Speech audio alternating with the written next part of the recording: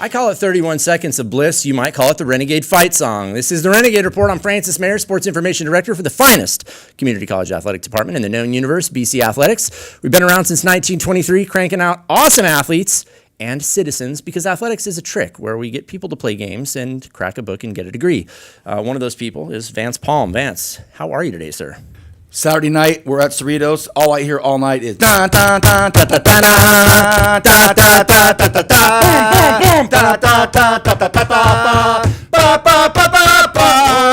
Best thing ever. Cerritos has the same fight song as us, and every time we would score, they would play it. I mean, every time they would score against us, they would play it, and I was like, man, this is good vibrations. Francois, I'm doing fine, thank you. Merry Christmas. Happy New Year's. Thank you. A native son, to be sure. You went to Arvin High School. And then you went to Bakersfield College. And some would say that's where things really took off for Vance Palm. I had a great time there. I was fortunate to play basketball and baseball. Who was your baseball coach? Pete Lango was my coach. Coach Lango. Yeah, it was a great time. He was the bookkeeper, the scorekeeper for basketball. And I kept telling him and Bill Nelson, I'm either going to play baseball or golf, guys. Both kind of eschewed my... God, dude, Nelly. Well, they kind of eschewed my advances. But then the day after basketball, I went out to baseball. Good turn. Things went well for me. Loved my time at Bakersfield College. I always refer to it on the air as two great formidable years. Couldn't be prouder and more happier with my time as a Renegade. It turned me from a unwashed hillbilly from Humboldt County into a washed hillbilly, but it opened so many doors. There's so many tremendous people up at Bakersfield College, and the doors are open. Membership is open. There are certain institutions in town, I won't name any names, but maybe they need you to have a certain pedigree. But at BC, we say, bring your hard work. That's it. And you can have a piece of the Renegade tradition.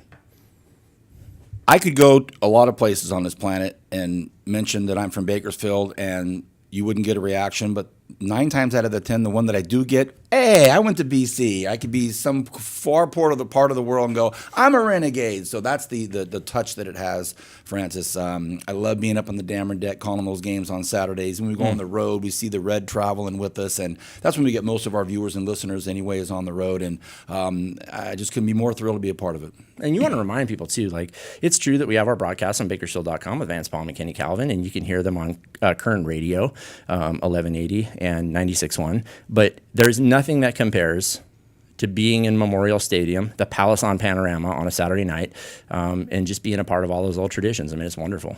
It's great. When that sun starts to set, and that kind of sherbet look kind of takes over, the wind kind of blowing that flag and the horseshoe there. I look back out behind us and see the tailgaters out there. I'm hoping that I can just take this gigantic freeway segue and to talk about this Saturday night. We'd sure like to have a big crowd up there for our official last home game of the season. It'd be nice to have some people up there. Knock on wood. That's for sure. And I feel like the team has gotten progressively better week after week. I mean, you think back to the Allen Hancock game, Vance Palm. This is not the same football team. Go back a year ago. Let's do that. Let's go back in time. And sure. Where were we 12 months ago at this time? Middle October, really trying to figure out who we are. What happened? What happened? What's our quarterback situation? We've had guys dinged up. We're, really in a tough spot with our record. We're going to the back part of the season knowing full well that it's going to take, something miraculous, obscure for us to have a postseason game, which we ended up having. Our best played game, I think, of the season was last year down at Long Beach. It was a great game, but it was, and I would submit that was the first time we started closing games, because all season long, Vance, we were just not putting the boot to people, and we were letting teams back in games in the fourth quarter. And yeah, you're right. Fast forward a year now to late October. 6-1 in the driver's seat. We have a team coming up in Santa Monica who John and I were just talking about. This should be we should be able to take care of our business here. But let's not sleep on them. No, but it sets up the stage for 2 really good games. How fun will that Ventura game be next Saturday? And then the following week we finish up at Canyon. So yeah, I like to go back a year ago to look at where we're at now, and we're in a good spot here, Francois. We are, and BC belongs to everybody in the community. Like Vance said, he's traveled around the world as a cruise director, and really around the world. You've been around the world, and everywhere he goes, he meets people who have a connection to the college. And in BC, it's like 3 degrees, or in Bakersfield, it's like 3 degrees of separation. So this is our tradition. This is our team. It's our school, and you should definitely come out and support them. You can say we and really mean it. Like when people, I'm a Raiders fan, and I say, well, we've got to block for Derek Carr better. I don't know anybody involved in the management of the Raiders. I wish I did, but I don't.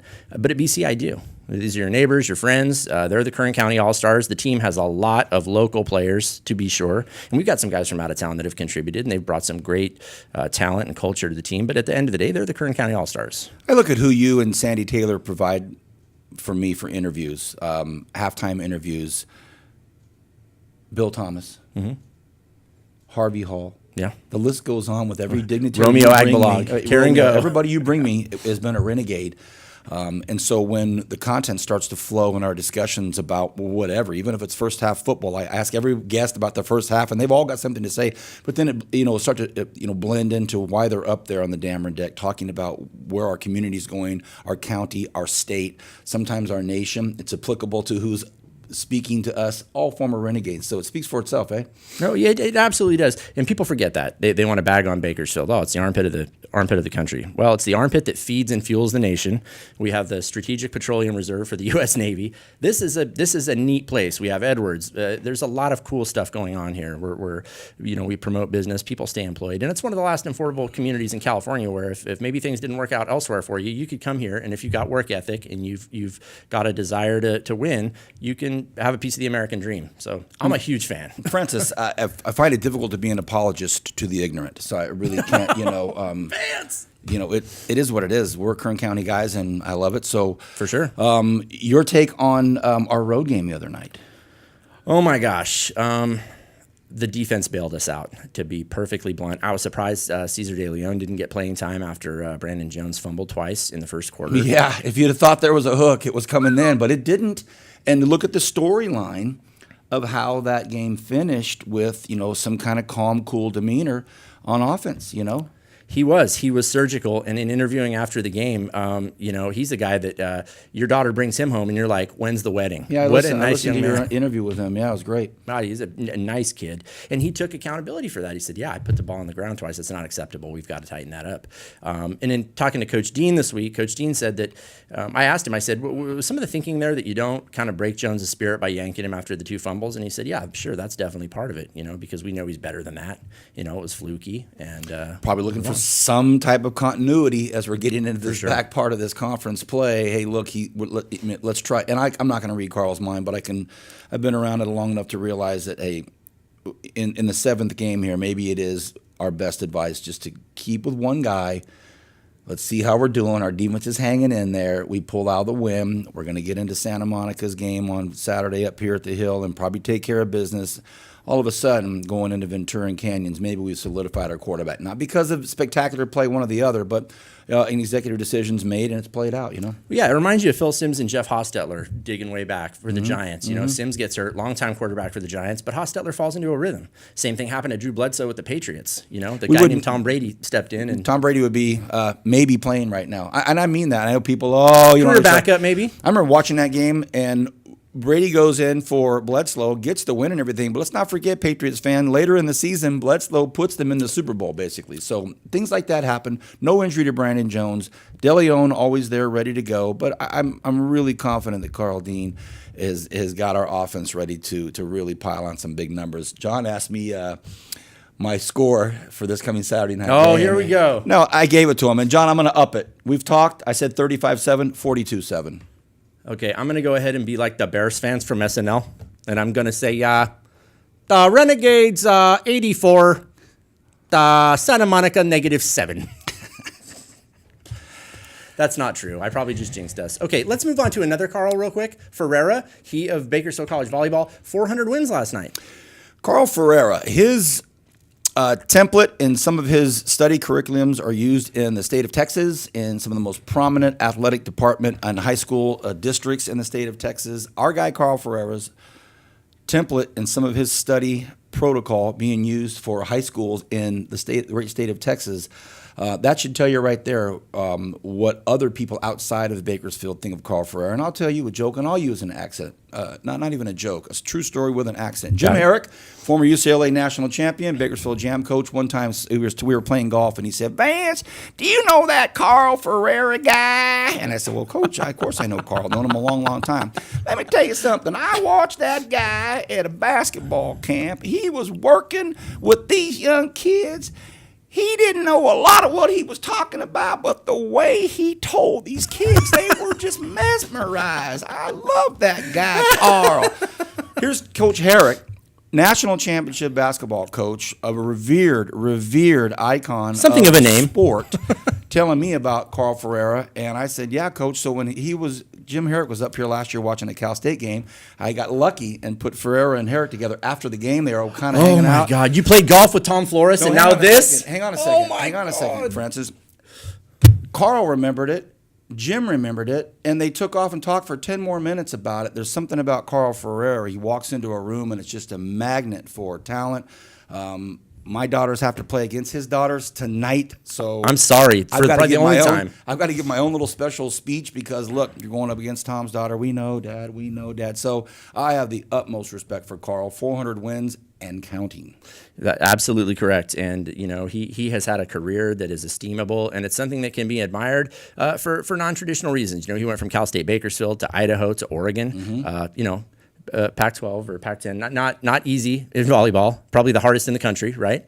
And then he leaves there and he comes back to Bakersfield. He comes to BC because he loves teaching, like you said. He is a teacher. And you hear that term polarizing, and sometimes it can have a smidgen of a negative connotation. Not with Carl. He's polarizing and on the uptick. You know, when you're listening to him, when you're watching him coach. When my daughters have taken his hitting classes up at the schools, you know, they get back in the vehicle like, man, Dad, he's so smart, Dad. He's so smart. So congratulations, Carl. Absolutely. There's never a time when I talk to Coach Carl Ferreira that I don't walk away better for it. One of my favorite stories last year at the holiday party, one of our staffers tried to give him a free coupon for a hamburger for a fast food chain. And Coach Carl says, no, I'm not going to eat that. And the staffer said, well, hey, give it to someone you know. And Coach Carl said, I wouldn't give that to someone I know. I wouldn't give that to someone I don't know. They're not your sponsor for this show, are they? No, and I didn't name names because you know what? Don't let the truth stand in the way of a good yarn. That's a true story, but don't get hung up on the names. It's the spirit of the story. Ladies and gentlemen, Vance Palm, he's the voice of the Renegades. He is homegrown. He's the son of a fighter pilot. He'll do you no wrong. You can hear him this Saturday night with Ken Calvin at 6 p.m. when the Renegades play their final home game of the season against Santa Monica. You heard my score prediction. You heard Vance's. We'll see how it works out. Coming up next, Brandy Bourgeon of BC Women's Golf.